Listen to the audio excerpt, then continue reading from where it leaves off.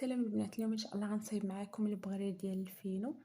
المهم اول حاجه كنحتاجوها هي 4 الكيسان ديال الفينو وجوج ديال الفورص وجوج معالق كبارين ديال السكر وشويه ديال الملحه وجوج ديال الزا ومعلقه كبيره ديال خميره الخبز. صافي كنخلطوا هاد المكونات الجافه مع بعضياتهم ومن بعد كنضيفوا لها ملعقه كبيره ديال الخل والماء على حساب الخليط البنات، حيت كاين الدقيق اللي كيتشرب وكاين الدقيق اللي ما كيتشربش. المهم انا كنبقى نضيف الماء حتى كنشوف الخليط ديالي زعما ما خاصش يكون عاقد، فهمتوني؟ خاص يكون حيت راه الدقيق كيتشرب البنات. وصافي كنخلطهم مزيان باش ما كيبقاش فيهم دوك الكويرات.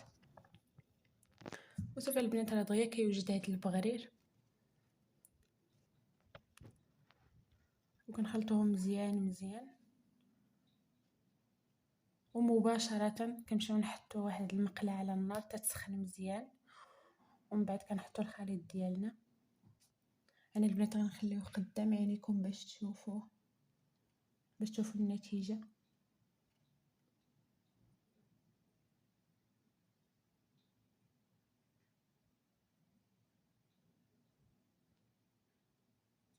مبغاش نقطع لكم في الفيديو باش تشوفوا كلشي قدام عينيكم.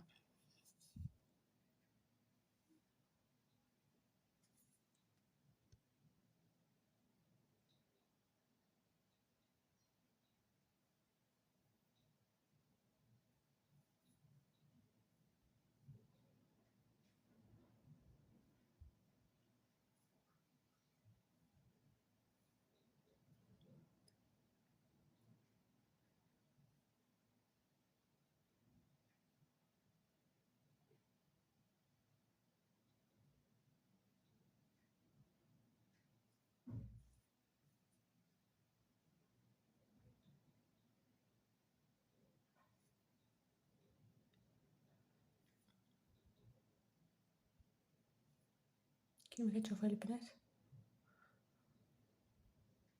شوفوا تبارك الله كي كيجي.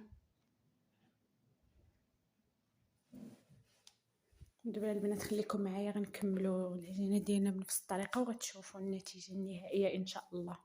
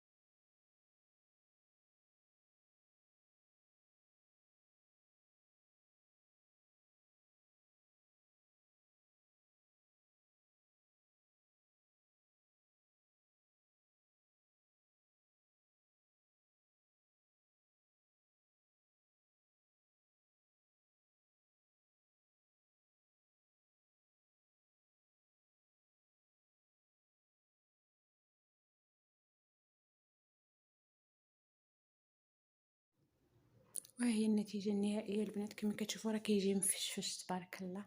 المهم الا عجبكم الفيديو ديروا لي جيم ومتابعه للصفحه.